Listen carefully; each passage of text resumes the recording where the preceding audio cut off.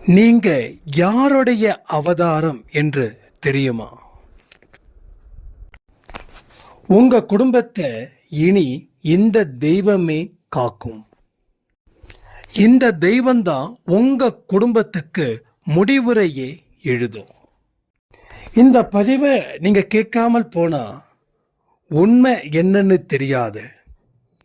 துன்பத்திலேயே வாழ்ந்து இந்த உலகத்தை விட்டு போவீர்கள். இது கடவுள் சத்தியம். சாயப்பா மிக பெரிய ஒரு உண்மையை இந்த வெள்ளிக்கிழமை அன்னைக்கு உங்களுக்கு உடைச்சிருக்காரு.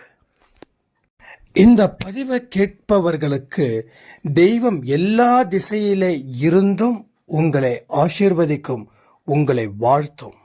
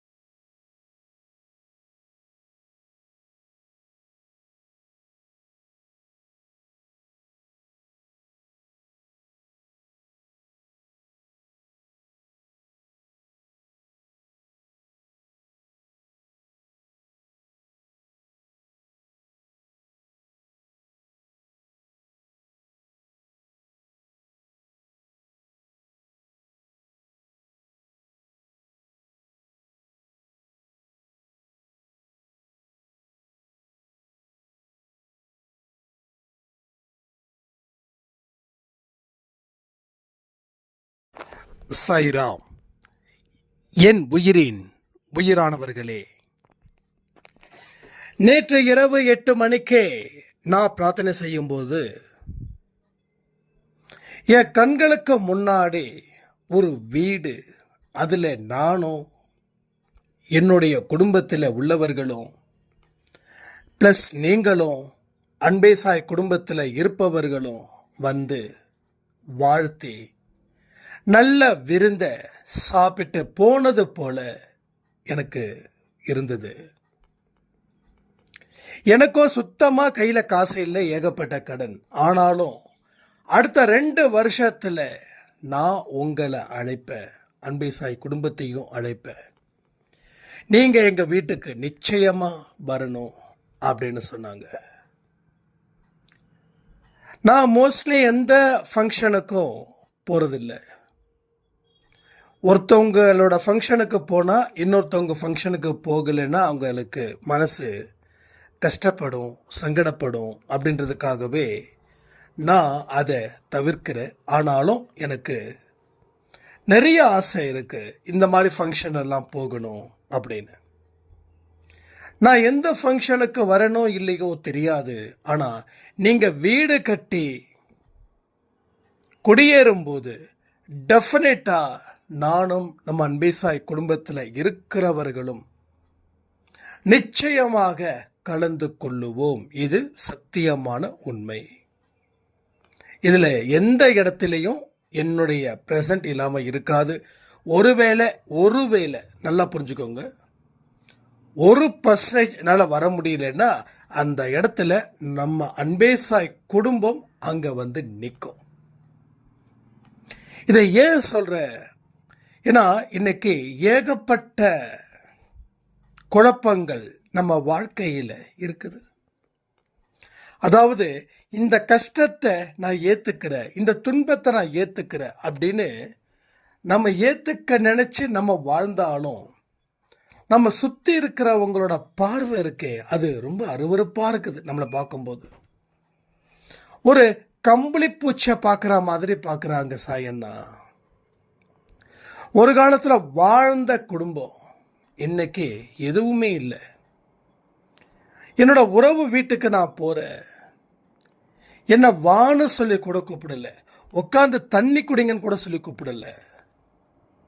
உட்காருங்க, நேரமாக கொஞ்சம் நிறைய பேர்லாம் பெரிய பெரியவங்களாம் வராங்க, அப்புறமா கவனிக்கிறேன் அப்படின்னு சொன்னவங்க ஒரு எல்லாரையும் சாப்பிட்டுட்டு தான் போகணுன்னு சொல்கிறாங்க. என் பக்கத்தில் இருக்கிறவங்கள கூட சாப்பிட்டீங்களான்னு கேட்குறாங்க. அதற்கப்புறம் எங்கேயோ பார்த்த மாதிரி யாருக்கிட்டேயோ பேசுகிற மாதிரி போயிட்டாங்க. நானும் என்னுடைய கணவரும் என்னுடைய குழந்தைகளும் தலை குனிஞ்ச வெளியில் வந்தோம். அப்போ தான் எனக்கு அழுகையாக வந்தது. வர வர நான் அழுதுட்டு வந்தேன். ஆனால் நேற்று அந்த பதிவு கேட்ட உடனே என்னோட கண்களில் இருந்து வந்த அந்த ஆனந்த கண்ணீர் கதறி அழுதா எப்படி இருக்குமோ அப்படி இருந்துச்சு. ரொம்ப நேரமாக நான் அழுது அந்த பதிவை கேட்க நம்ம சாயண்ணாவே சொல்லிட்டாரு, நீ 2 வருஷத்தில் வீடு வாங்க போறேன்னு. அவருடைய வாக்கு நிறைய பேருக்கு பளிச்சிருக்குது. ஸோ எனக்கும் அந்த வாக்கு பலிக்கும். இனி என்னையும் என்னுடைய குடும்பத்திலையும் அவமானப்படுத்த இனிமே புதுசாக ஒருத்தன் பிறந்து தான் வரணும் அப்படின்னாங்க. நான் சொல்கிறேன், புதுசாக எவனும் பிறக்க முடியாது. ஏன்னா அவன் பிறந்து உங்களை அவமானப்படுத்துறதுக்குள்ளே நீங்கள் எங்கேயோ உச்சத்தில் போவீங்க. நல்லா எழுதி வச்சுக்கோங்க. நான் பொய் சொல்லலை, நான் பொய் சொல்லக்கூடாது, பொய் சொல்லவும் மாட்டேன். ஒரு தப்பான கமிட்மெண்ட்டை கொடுக்கறதுக்கு நான் ஒன்றும் அரசியல்வாதி கிடையாது. நான் ஒரு ஆன்மீகவாதி. உண்மையை தான் பேசணும். எவ்வளவு தான் கசப்பாக இருந்தாலும் திரும்ப திரும்ப உண்மையை தான் பேசணும். உண்மையை பேசுனதால தான் நீங்கள் இன்னைக்கு தெளிவான ஒரு இடத்துல இருக்கீங்க. ஸோ முடியாது அப்படின்ற எந்த ஒரு விஷயமும் அன்பே சாய் குடும்பத்தில் இருக்கக்கூடிய குழந்தைங்களுக்கு அறவே கிடையாது. நீ எவ்வளவு தான் கஷ்டப்படு, நீ ரோட்டில் பிச்சை கூட எடு, ஆனால் கடவுளை நம்பி உன்னோட வாழ்க்கை பயணத்தை நீ தொடர ஆரம்பிச்சேன்னா பிச்சை எடுக்கிறத நிறுத்திட்டு பிச்சை போடும் அளவுக்கு நீ உயருவாய். நம்ம கெஞ்சிரோம், உதவி செய்யுங்க, யாராவது என் குடும்பத்தை உதவி செய்யுங்க, யாராவது என்னோட குடும்பத்தை காப்பாற்றுங்க. என் கணவர் சரியில்லை, என் பிள்ளைங்க சரியில்லை, வீட்டு வாடகை கட்டணும், கடன்காரன் வீட்டுக்கு முன்னாடி நின்று அசிங்கப்படுத்துகிறான், அவமானப்படுத்துகிறான். ஒரு பெண் அப்படின்றது கூட பார்க்காம அசிங்கமான வார்த்தைகளை என்னை திட்டுறான். உயிர் போகுது, மானம் எங்கேயோ போயிடுச்சு, உயிர் மட்டும்தான் இருக்குது. யாராவது எனக்கு உதவிகள் செய்து என்னை காப்பாற்றுங்கன்னு கதறி அழக்கூடிய கதறல் சத்தம் சாய்பாவுக்கு கேட்கலன்னு நீங்கள் நினைக்கிறீங்களா? இல்லை, கேட்குது. கேட்காமலாம் இல்லை, கேட்குது. ஸோ இந்த நிலைமை இன்னும் சில நாட்களில் மாறதான் போகுது. அதாவது நம்மளை சுற்றியும் ஒரு 20 வாசல் இருக்குது. 20 வாசல்லையும் கதவுகள் சாத்தப்பட்டு உள்ளது. இந்த 20 வாசல்ல ஒரு வாசல் திறந்தா கூட நாம் தப்பிச்சிடலாம். எதிலிருந்து? இந்த துன்பத்தில் இருந்து. அந்த வாசல் எப்போ திறக்கும் அப்படின்னு நீங்கள் நினச்சிங்கன்னா ஒன்றே ஒன்று தான், நாம் சரி பண்ணுறதுக்கு தயாராக இருக்கணும். நான் மாற்றத்துக்கு தயாராக இருக்கிறேன். நான் என்னுடைய அத்தனை சோம்பேறித்தனத்தையும் விட்டுட்டு என்னுடைய கவலைகளையும் துன்பத்தையும் மூட்டை கட்டி அதை சாயப்பாக்கிட்ட ஒப்படைச்சிட்டு என்னுடைய வாழ்க்கையில் மட்டும் நான் கவனத்தை செலுத்துவேன். என்னுடைய வாழ்க்கையில் என்ன நம்பி வந்திருக்கக்கூடிய கணவனையும் நல்லா புரிஞ்சுக்கோங்க. கணவன் நினச்சிட்டு இருக்காரு நம்ம தான் பொண்டாட்டியை காப்பாற்றணும்னு. இல்லை, இப்போ நீங்கள் தான் உங்கள் கணவனை உங்கள் குழந்தைகளை காப்பாற்றக்கூடிய ஒரு ஆதிபராசக்தியாக நீங்கள் இருக்க போகிறீங்க. நான் சொல்கிறது உண்மை. நீங்கள் ஆதிபராசக்தி. என்னைக்கு எந்த பெண் உண்மையாக இருக்கிறாளோ அவளே அன்னை. அந்த இடத்துல நீங்கள் தெளிவாக இருக்கீங்க, உண்மையாக இருக்கீங்க. எந்த இடத்துலையும் ஒழுக்கத்தை மீறாதவர்களா நீங்கள் இருக்கும்போது உங்கள் குடும்பத்துக்கு நீங்கள் தான் ஆதிபராசக்தி. இன்றைக்கி என்ன கிழமை? வெள்ளிக்கிழமை. நான் ஏதோ பிளான் பண்ணி பேசுகிறேன்னா, ஆதிபராசக்தியை நான் கொண்டு வரணும்னு நினச்சேன்னா கடவுள் சத்தியமாக இல்லை. நான் உயிருக்கு உயிராக அன்பாக நேசிக்கக்கூடிய நம்ம அன்பே சாய் குடும்பத்தின் மேலே ஆணையாக சொல்கிறேன். இல்லை, ஏன் சொல்கிறேன்னா இந்த வார்த்தைகள் எங்கேருந்து வந்திருக்கு அதுதான் உங்களுக்கு புரிஞ்சுக்கணும். நான் சொல்லக்கூடிய வார்த்தைகள் எதுவும் என்னோடது இல்லை. என் மூலமா சாயப்பா உங்களிடம் பேசிக்கொண்டிருக்கிறார். அவரே சொல்றாரு, நீங்க தான் ஆதிபராசக்தி. உங்க குடும்பத்தை காக்க வந்த சக்தி, காக்க வந்த தெய்வம் நீங்க. 300 உங்க கணவன் எழுதியிருக்கலாம், உங்க பெற்றோர்கள் எழுதியிருக்கலாம். ஆனா முடிவுரை எழுதக்கூடிய மிகப்பெரிய சக்தி படைத்தவர்கள் யாருன்னா நீங்க தான். ஸோ நீங்க ஆதிபராசக்தி. அப்ப அந்த ஆதிபராசக்தி எப்படி இருக்கணும்? பொறுமையோட, நீடித்த அன்போட, எல்லையில்லா அன்போட. எல்லையே கிடையாது அன்பு வைக்கிறதுக்கு. ஒழுக்கத்தை மீறாதவர்களா நீங்க இருக்கும்போது அப்போ உங்களுடைய வாக்கு பலிக்க போகுது. நீங்க என்ன சொல்றீங்களோ அந்த வாக்கு பலிக்க போகுது. திரும்பவும் சொல்றேன், நீங்க என்ன சொல்றீங்களோ அந்த வாக்கு பலிக்கும். இது கடவுள் சத்தியம். எத்தனை சத்தியம் பண்ணணும்? 1000 பண்ணட்டுமா? லட்சம் பண்ணட்டுமா? கோடி பண்ணட்டுமா? சொல்றேன். நீங்க இன்று முதல் உங்க குடும்பத்துக்கு ஆதிபராசக்தியா விளங்குவீர்கள். அப்ப நீங்க மனசுல என்ன நினைச்சாலும் அது நடக்கும். அப்ப மனசுல என்ன நினைக்கணும்ன்றது முக்கியம். என்ன நினைக்கணும்? நான் வாழுவேன், நான் வாழ்ந்து என் குடும்பத்தை சந்தோஷமா காப்பாற்றுவேன். என்னைக்கும் யாருக்கும் எந்த தடங்களையும் எந்த தடையையும் நான் செய்ய மாட்டேன். எந்த பழிவாங்குதலிலும் என்னுடைய மனசு, என் புத்தி ஈடுபடாது. எந்த காரணத்தை கொண்டு ஒழுக்கத்தை மீறாதவளாக நான் இருப்பேன். எந்த காரணத்தினாலையும் என்னை எவராலையும் வீழ்த்த முடியாது. எவராலையும் மாய வலையில் சிக்க வைக்கவும் முடியாது. இனி என்னுடைய கண்ணீர் எங்க சிந்துவேன்னா சாயப்பாவோட பாதத்தில் மட்டும்தான் சிந்துவேன். யாருக்கிட்டையும் உதவின்னு சொல்லி நிற்க மாட்டேன். யாருக்கிட்டையும் என்னுடைய புலம்பல்களையும் என்னுடைய கவலைகளையும் ஷேர் பண்ணிக்க மாட்டேன். என்னுடைய குடும்பத்துடைய மானம் எனக்கு முக்கியம். இப்போ வரக்கூடிய சின்ன சின்ன விஷயத்தினாலே என்ன துன்பங்கள் வந்தாலும் நான் சோர்ந்து விட மாட்டேன்.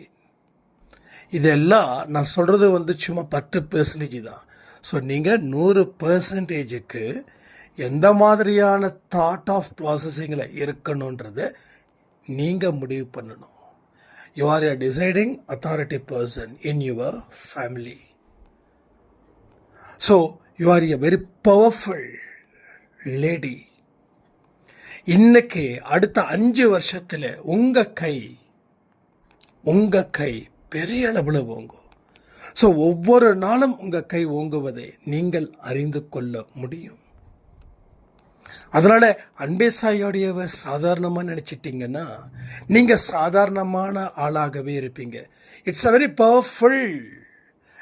பவர்ஃபுல். இது கேட்குறதே ஒரு பெரிய பவர்ஃபுல் அப்படின்னு நினச்சி கேட்கும்போது you will become a powerful person in your life. இதை எங்கேயும் கன்வின்ஸே ஆக முடியாது. ஸோ யார் நீலாம் ஒரு பவர்ஃபுல் பர்சனா சிரிப்பானுங்க. அவங்களுக்கு சிரிக்க மட்டும்தான் தெரியும். அவங்களுக்கு கிண்டல் பண்ண மட்டும்தான் தெரியும். அவங்களோட வேலையே நையாண்டியும் கிண்டலும் தான். ஸோ அவங்களுக்கெல்லாம் நீங்கள் செவி சாய்க்கக்கூடாது. நல்லவர்கள் பாராட்டுவார்கள், நல்லவர்கள் மோட்டிவேட் பண்ணுவாங்க. ஆனால் கொஞ்சம் கசகசன்னு இருக்கிறவன் மோட்டிவேட் பண்ணவே மாட்டான். ஏன்னா அவனுக்கு நல்லதே பிடிக்காது. அப்போ நீ நல்லது செய்கிற அப்படின்னு நீ 4 பேர்கிட்ட சொன்னால் அந்த 4 பேரும் கொஞ்சம் கசகசப்பாட்டிங்க தான். நீ எல்லாம் வாழ்ந்து, நீ எல்லாம் நின்று, நீ எல்லாம் ஜெயிச்சு போய் வேலை பேர் பே அப்படின்வாங்க. அதனால தான் சொல்கிறேன், மனதளவில் வச்சுக்கோங்க. நீங்கள் யாருக்கிட்டையும் இந்த ரகசியத்தை சொல்லவே வேண்டாம். மனதளவில் தயார் செய்யுங்க. அது உடல் அளவில் செயல்பட வைக்கும். செயல்பட்ட விதம் உங்கள் வாழ்க்கையில் மிகப்பெரிய வெற்றியை அது தேடித்தரும். ஸோ எண்ணங்கள், செயல், அதனுடைய விளைவு. ஸோ விளைவு, முடிவு என்ன ஆனாலும் ஏதானாலும் நல்லபடியாகவே முடியும். அதை மட்டும் எதிர்பாருங்க. செய்யக்கூடிய பலன்களில் கவனத்தை வைக்காதீங்க. செய்யக்கூடிய செயலில் கவனம்தான் வைக்கணும். கவனம் வைக்கணும். பலனை எதிர்பார்க்கக்கூடாது. பலனை எப்பயுமே எதிர்பார்க்கக்கூடாது. உங்கள் வேலை என்ன அதை செய்யுங்க. இப்போ ரீசெண்டாக ஒரு சாய்ராம் சொன்னாங்க, அண்ணா முன்னாடிலாம் அன்பே சாயில் ஆடியோ வியூஸ் பயங்கரமாக போகும், இப்போ ஏன்னா போகல, ரொம்ப ஃபீல் ஆகுது. நம்ம ஏன் ஃபீல் பண்ணணும்? நம்ம எதுக்காக ஃபீல் பண்ணணும்? உண்மை எதுவாக வேணாலும் இருக்கலாம். ஆனால் இங்கே வேறு ஒரு உண்மை இருக்குது. என்ன? நாம் பேசுகிறதுல எந்த இடத்துலையும் குறை வைக்கல. அப்போ கேட்பதும் கேட்காததும் அவங்கவுங்க விருப்பம். யாரையும் கேட்டு தான் ஆகணும். ஒரு ஆடியோவுக்கு நீங்கள் கேட்டிங்கன்னா நான் உங்களுக்கு இத்தனை ரூபா கொடுக்குறேன் அப்படின்னு சொல்கிறீங்களா? இல்லை. ஒரு வியூஸ் பரவாயில்ல, சந்தோஷம். 2 ஓகே. வியூஸில் கவுண்டே இல்லை. நாம் பலனை எதிர்பார்த்து யூடியூப் ஆரம்பிக்கல. யூடியூப் ஆரம்பித்ததுக்கு உண்டான காரணம் என்ன தெரியுமா? சாய் ஃபேமிலின்ற வாட்ஸ்அப் குரூப்பில் இருக்கும்போது நிறைய விஷயங்கள் இது மாதிரி நிறைய பேசும்போது நீங்கள் சொன்னது எல்லாம் நாங்கள் எங்கே கொண்டு போய் வைக்கிறதுன்னு தெரியல, பேசாமல் யூடியூப்பில் நீங்கள் கொடுத்துருங்களேன் அப்படின்னு ஒரு சாய்ராம் சொன்னாங்க. சாய்ராம் நேம் கூட சரியாக ஞாபகம் இல்லை எனக்கு. அப்போ தான் இது ஆரம்பிச்சது. அப்போது நம்ம யூடியூப் ஆரம்பிக்கணும், ஃபேமஸ் ஆகணும், பணம் சம்பாதிக்கணும், இது இடமே இல்லை. ஏன்னா நமக்கு ஒரு அற்புதமான அற்புதமான தொழிலை நம்ம சாயப்பா அமைச்சு கொடுத்துருக்காரு. அதில் தினமும் உட்காந்தாவே நல்லா முழுக்க 8 மணி நேரம் உட்காந்தாவே ஒரு நாளைக்கு 2000-3000 ரூபாய் பார்க்கலாம். ஏன்னா அந்த அளவுக்கு சர்வீஸ் கொடுத்து நல்ல பெயரை இங்கே கடவுள் நல்ல பெயரை மக்கள்கிட்ட எடுத்திருக்கோம். அதுலேயும் 100 கஸ்டமர் 2 கஸ்டமர் 3 கஸ்டமர் கொஞ்சம் விதண்டாவாதங்கள் தான். நம்ம தெளிவாக சொல்லிவிடுவோம், இதை பாருங்கள், உங்கள் சர்வீஸை நாங்கள் எடுத்துக்க முடியாது, நாங்கள் செலக்ட் பண்ணி தான் கஸ்டமருக்கு சர்வீஸை கொடுக்குறோம். அதாவது சர்வீஸை வேண்டான்னு சொல்லக்கூடியவர்கள் யாருமே இல்லை. காசு வந்தால் போதும். நமக்கு அங்கே கூட ஸ்ட்ரிக்டாக இது பண்ணுறேன். ஏன் சொல்கிறேன்னா, வியூஸ்க்காக நம்ம பண்ணலை. அப்போ நானும் சொல்கிறேன், பலனை எதிர்பார்த்து செய்யலை. கூடுமான வரைக்கும் நேற்று கூட பாருங்கள் 2 ஆடியோவும் புது ஆடியோ. ஸோ நிறைய பேருக்கு என்ன நினைப்புன்னா, தேர்ஸ்டே தலைவர் பழசு தான் போடுவார் அப்படிலாம் இல்லை. எப்போ ஏன் தலைவர் பேச வைக்கிறாரோ அப்போ நான் உங்களுக்கு கொடுத்து தான் ஆகணும். ஸோ சோம்பேறித்தனத்துக்காக நான் என்றைக்கும் எதையும் நான் நிறுத்த போகிறது இல்லை, நிறுத்தவும் மாட்டேன். அது எனக்கு பிடிக்கவும் பிடிக்காது. ஏன்னா ஒரு தடவை நான் சோம்பேறித்தனத்தால் விழுந்தேன் அப்படின்னா பல தடவை நான் விழ வேண்டிய அவசியம் வரும். இது எதுக்கு சொல்கிறேன் அப்படின்னா, ஸோ நான் என்ன சொல்கிறேனோ அந்த மாதிரியான ஒரு கட்டமைப்பில் தான் வாழ்ந்துக்கிட்டு இருக்கேன். செயல்படக்கூடிய வேகம், எனக்கு என்ன ஸ்பீடில் போகணுமோ அந்த ஸ்பீடில் குறைவில்லாமல் போகிறேன். 10ல் போகணுன்னா 10ல் போகிறேன், 40ல் போகணுன்னா 40 போதில், சிலது 100ல் போனாலும் 100ல் போகிறேன். ஸோ 100ல் போகக்கூடிய சந்தோஷமும் 10ல் போகக்கூடிய சந்தோஷமும் எனக்கு ஒன்று தான். ஸோ இன்றைக்கி சொல்கிறேனே, பிளாட்ஃபார்மில் படுத்து தூங்கினாலும் பெரிய மாளிகையில் படுத்து தூங்கினாலும் எனக்கு எந்த வித்தியாசமும் இல்லை. இதை எத்தனை பேர் நம்புறீங்கன்னு தெரியல. ஆனால் நான் எங்கே தூங்கினோ அதை பொறுத்து நான் சொல்கிறேன். ஸோ கீழே இருந்து நான் மேலே வந்தேன். எனக்கு மறுபடியும் கீழே வர்றது பிரச்சனை இல்லை. ஆனால் கீழேயே இல்லாதவங்க மேலேயே வாழ்ந்துட்டு வந்தாலும் கீழே வர முடியாது. ஸோ இது உங்களுக்கும் புரியும், நான் சொல்ல வேண்டிய அவசியமே இல்லை. ஏன்னா இங்கே யாருமே ரிலையன்ஸ் அம்பானியோட சொந்தக்காரரோ, இல்லை ரத்தன் டாட்டா அவர்களுடைய சொந்தக்காரரோ, இல்லை லக்ஷ்மி மிட்டல் அவங்களுடைய சொந்தக்காரர்களோ, இல்லை பெரிய அரசியல்வாதிகளோட சொந்தக்காரர்களோ இல்லை. பில்கேட்ஸ், விஷ்ணு சாய்ராம் காதுக்குள்ளே பில்கேட்ஸ் அப்படின்றார், பில்கேட்ஸோட சொந்தக்காரர்களும் இல்லை. நாம் எல்லாருமே நம்ம அப்பா அம்மாலாம் 3 வேளை சாப்பிடணுன்றதுக்காக உழைச்ச வர்க்கம். அதே தான் இப்பயும் நம்ம உழைச்சிக்கிட்டு இருக்கோம். இப்பயும் நம்ம உழைக்கிறதுல குறைப்பட்டுக்க கூடாது. நம்ம முன்னோர்கள் பெரிய பணக்காரர்களோ பெரிய பண்ணையார்களோ இல்லை, எல்லாருமே கூலி வேலைக்கு போனவங்க தான். ஓப்பனாக சொல்லணும், இதுதான் உண்மை. ஸோ இந்த உண்மையை நம்ம மறக்கக்கூடாது. அப்போ தான் நம்ம உழைக்க மறக்க மாட்டோம். அப்போ நாம் ரத்தன் டாட்டா ஃபேமிலி மாதிரி உட்காந்துக்கிட்டு உழைக்காமல் ஃபோனை நோண்டிக்கிட்டு ஷார்ட்ஸை பார்த்துக்கிட்டு சிரிச்சுக்கிட்டு. அப்போ உங்களுடைய பொன்னான நேரத்தை பொழுதுபோக்கு கொள்ளையடிச்சா என்ன பண்ணுவீங்க? ஒரு 10 ரூபா காணாமல் போயிடுச்சுன்னா நம்ம எவ்வளோ ஃபீல் பண்ணுறோம். ஆனால் காலம் 10 ரூபாய்க்கு சமமா, 100 ரூபாய்க்கு சமமா, லட்ச ரூபாய்க்கு சமமா, கோடி ரூபாய்க்கு சமமா, இல்லை மில்லியனுக்கு சமமா, அதையும் தாண்டினது. அதை கவுண்ட் பண்ணவே முடியாது. நீ 1 மணி நேரத்தை உன்னுடைய வாழ்க்கையில் முன்னேற்றத்தை நீ எடுக்கலை. அந்த 1 மணி நேரத்தை நீ பொழுதுபோக்காக கழிச்ச, இல்லை நல்லா சாப்பிட்ட, நல்லா தூங்குன, டிவி பார்த்த. ஆனால் அந்த 1 மணி நேரத்தை நீ முன்னேற்றத்துக்கு பயன்படுத்தி இருந்தால் ஒருவேளை அந்த 1 மணி நேரம் உன் வாழ்க்கையே மாற்றிருக்கும். ஆனால் இது மாதிரி பல மணி நேரம் பல பொழுதுபோக்குக்குள்ளே நீ மாட்டின, பல பொழுதுபோக்குக்குள்ளே நீ மாட்டின. அப்போ என்னாச்சு? உன் வாழ்க்கை முடிஞ்சிடுச்சு, உன் வாழ்க்கை முடிவுக்கு வந்துடுச்சு. அப்போ உன் வாழ்க்கை முடிவுக்கு வந்த வாழ்க்கையை மீண்டும் ஆரம்பிக்க வேண்டுமா? அப்படின்னா ஒரே ஒரு விஷயம், என்னென்ன தவறுகளை நாம் செஞ்சோமோ அந்த தவறுகளை நிறுத்தணும். அதற்கப்புறம் நல்லதை ஆரம்பிக்கணும். ஸோ ஒன்று முடிஞ்சாதான் ஒன்று ஆரம்பிக்க முடியும். இப்போ நம்ம தவறுகளாக தொடர்ந்து செஞ்சுக்கிட்டே இருக்கோம். தவறுகள் செய்ய செய்ய என்ன ஆகும்? வாழ்க்கை அடைஞ்சிடும். நல்லது செய்ய செய்ய என்ன ஆகும்? வாழ்க்கை வளர்ச்சி அடையும். உங்களை 4 பேர் மதிக்கணுன்றது உங்கள் கனவு இல்லையா? நீங்கள் ஒரு ஃபங்க்ஷனுக்கு போகிறீங்க, உங்களை மனப்பூர்வமாக வாங்க உள்ளே வந்து உட்காருங்க அப்படின்னு சொல்லி உட்கார வைக்கணுன்னு தானே உங்களுக்கு ஆசை. ஸோ வந்தவங்க இவன் வந்துட்டானா, இவன் மட்டும் இல்லாமல் என் குடும்பமே வந்துடுச்சா, ஏப்பா அந்த அவனுங்க வந்திருக்கானுங்க பாரு, அவனுங்களை வந்து உள்ளே ஓரமாக உட்கார வை, இவங்க மூஞ்சி பார்த்தாவே எரிச்சலாக இருக்குது. அந்த மாதிரியான ஒரு உறவை நம்ம கிரியேட் பண்ணணுமா? யோசிச்சு பாருங்கள். என்னைக்கு சொல்கிறேனே, அன்பேசாய் குடும்பம் தலை நிமிர்ந்து வாழணுமே தவிர தலை குனிஞ்சு வாழ்வக்கூடாது. இது சாய்பாவுக்கு பிடிக்கல, நிச்சயமாக சாய்பாவுக்கு பிடிக்கல. எங்கெங்கெல்லாம் நீங்கள் அவமானப்படுறீங்களோ அங்கெங்கெல்லாம் உங்களுக்காக ஒருத்தர் அழுதுகிட்டு இருக்கிறாருன்னா யார் அவர்? சாய்பா. உனக்கு என்ன இல்லை, நீ சரியா இருந்தா இந்த நண்டு சிண்டெல்லாம் உன்னை வந்து இப்படி செய்யுமா? உனக்கு இருக்கக்கூடிய நல்ல மனசுக்கு உன்னை இந்த உலகம் கொண்டாடணும். இந்த உலகம் ஏன் கொண்டாடல? நீ உன்னை தயார் செய்யாமல் இருக்கிறதால. ஒரு போர் வீரன் வீட்டுக்குள்ளே உட்காந்துட்டு இருந்தா தெரியுமா?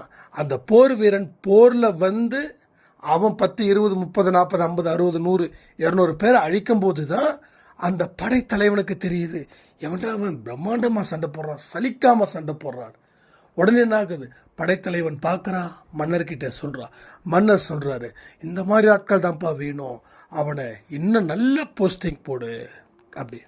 ஏன்? அவன் தன்னுடைய திறமையை பயன்படுத்துவதற்கு ஒரு களம் தேவைப்பட்டது. அதை அவன் முழுதாக பயன்படுத்தினான். அப்போது அவன் தயார் நிலையில் இருந்தான். அதே போலதான் வாழ்க்கை அப்படின்றதும் ஒரு போர்க்களம். அந்த போர்க்களத்தில் நாம் நிற்கணும். அப்போ நாம் தயார் செய்து கொள்ள வேண்டும். நீங்கள் உங்களை தயார் செஞ்சிட்டாவே போதும். இது பெரிய விஷயம்லாம் கிடையாது. உங்களை தயார் செஞ்சிட்டாவே போதும். நீங்கள் தயார் செஞ்சிட்டிங்கன்னா கண்டிப்பாக சரி, நீங்கள் இந்த போரில் வெல்ல முடியும். அதான் நான் சொன்னேன், ஆரம்பம் உங்கள் கணவரோ உங்கள் பெற்றோர்களோ இருக்கலாம், ஆனால் முடிவுரை எழுத போவதுன்றது இந்த ஆதிபராசக்தி கையில் தானே இருக்குது. இந்த ஆதிபராசக்தியோட தன்னுடைய சக்தியை உணர்ந்து செயல்பட்டாதானே தீயவர்களை எதிர்த்து நின்று போரிட்டு வெல்ல முடியும். ஸோ இங்கே இருக்கிற ஒவ்வொரு பெண்களையும் நான் அப்படி தான் பார்க்குறேன். ஒவ்வொரு பெண்களையும், உங்கள் வயசு 17 இல்லை 71. ஸோ இங்கே எல்லாருமே சாய்ப்பாட குழந்தைங்க, எல்லாருமே ஆதிபராசக்தி. எத்தனை பேருக்கு ஆதிபராசக்தியை பிடிக்கும்? இந்த பதிவை கேட்டுட்டு நம்ம சும்மா இருக்கலாமா? சொல்லுங்கள், இந்த பதிவை கேட்டுட்டு நம்ம சும்மா இருக்கலாமா? சும்மா இருந்தால் அது தப்பாயிடாதா? அதனால் ஏதோ ஒரு அம்மன் கோயிலுக்கு போங்க.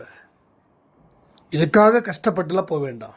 இப்போ நீங்கள் திடீர்னு ரொம்ப தூரமாக இருப்பீங்க, திடீர்னு என்னடா அது திடீர்னு போக சொல்கிறாரு, எங்கே போகிறது? இந்த ஸ்ட்ரெஸ்ஸே வேண்டாம். பக்கத்தில் கோயில் இருக்குது, போனால் என்ன தப்பு? போயிட்டு வந்துடலாமே. அந்த மாதிரி மனநிலை இருந்துச்சுன்னா போயிட்டு வந்துடுங்க.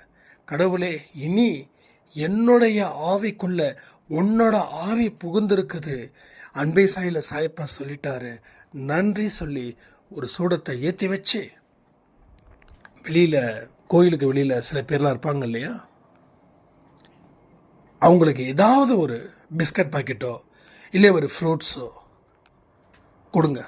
முடியலன்னா ஒரு 10 ரூபா காசு கொடுங்க. ஸோ இன்றைக்கி போங்க. ஒருவேளை போக முடியாதவர்கள் அடுத்த 7 நாட்களுக்குள்ளே போங்க, ஓகேவா? ஆனால் போய் ஆகணும். ஸோ நானும் போகிறேன். நான் கண்டிப்பாக இன்றைக்கி போகிறதுக்கு வாய்ப்பு இருக்குது. ஒருவேளை இன்றைக்கி இல்லை அப்படின்னா நான் சண்டே ஈரோடு போகிறேன். இன்றைக்கி, அதாவது நல்லா கேட்டுக்கோங்க, இன்றைக்கி மாரியம்மன் கோயிலுக்கு கோயம்புத்தூரில் போக முடியல அப்படின்னா ஈரோடுக்கு நான் போகிறேன். ஸோ சண்டே போகிறேன். சண்டே பெரிய மாரியம்மன் கோயிலை போயிட்டு சாமியை போய் நான் மீட் பண்ண போகிறேன். அப்போது எல்லாத்துக்குமே கடமையை சட்டு நிறைவேற்றுங்க. ஏன்னா மாரியம்மன்ட்ட சொன்னால் செஞ்சிடணும். அதனால தான் நான் தெளிவாக சொல்கிறேன். இன்றைக்கி போக முடியலன்னா சண்டே போவேன். ஒருவேளை இன்றைக்கி போகிறதுக்கு வாய்ப்பு இருக்குது, சண்டே போகிறதுக்கு வாய்ப்பு இருக்குது, கண்டிப்பாக இன்றைக்கி போக முடியலன்னா டெஃபினட்டாக சண்டே போயிடுவேன். இல்லை அடுத்த வெள்ளிக்கிழமைக்குள்ளே நான் போயிடுவேன். புரியுதா உங்களுக்கு? ஸோ வெள்ளிக்கிழமை தான் போகணும் அப்படிலாம் இல்லை. இன்றைக்கி நம்ம சொன்னோம், அதனால் நீங்கள் போங்க. ஒருவேளை போக முடியலன்னா அடுத்த வெள்ளிக்கிழமைக்குள்ளே ஏதோ ஒரு நாள் போயிட்டு அந்த அம்மனை ஃபோட்டோ எடுத்து எனக்கு வாட்ஸ்அப்பில் அனுப்புங்க, ரைட்டா? இதுக்கு நான் ஒரு கன்ஃபர்மேஷன், உங்கள் மேலே நம்பிக்கைலாம் இருக்குது, எனக்கும் நிறைய மாரியம்மனை பார்க்கணுன்னு ஆசை இருக்குது இல்லை, அதுக்காக. ஸோ வாட்ஸ்அப் குரூப்பில் இருக்கிறவங்க 24 hours சேட்டில் வந்து ஷேர் பண்ணுங்கள், ரைட்டா? ஸோ யாரும் எந்த காரணத்தை கொண்டும் வாழ்க்கையில் பின்வாங்கக்கூடாது. உங்கள் வாழ்க்கை கடவுள் உங்ககிட்ட அற்புதமான ஒரு இடத்துல கொடுத்துருக்காரு. சாய்ப்பா உங்களை ஆதிபராசக்தின்னு சொல்லியிருக்காரு. அந்த வார்த்தைகளுக்கு மதிப்பளியுங்க. அந்த வார்த்தையை உண்மை என்று நம்புங்கள். நீங்கள் மிகப்பெரிய வெற்றிக்கு சொந்தக்காரர்களாக மாறுவீர்கள். வெற்றி நிச்சயமாக உங்கள் வாழ்க்கையில் வரதான் போகுது. வீட்டு உரிமையாளர் ஆக தான் போகிறீங்க. ஸோ ரொம்ப சந்தோஷமான தருணத்தை நான் இப்போவே ஷேர் பண்ணிக்கிறேன். அடுத்த 2 வருஷத்தில் இருந்து அடுத்த 10 வருஷத்துக்குள்ளே அன்பே சாய் குடும்பத்தில் இருக்கிறவங்க அத்தனை பேரும் நல்ல வீடு வாங்கி அன்பே சாய் இல்லைன்னு பெயரிட்டு மகிழ்வார்கள்ன்றதை யாராலையும் தடுக்க முடியாதுன்னு சொல்லி இந்த பதிவை நான் முடிக்கிறேன். ஜெய் சாய்ராம்.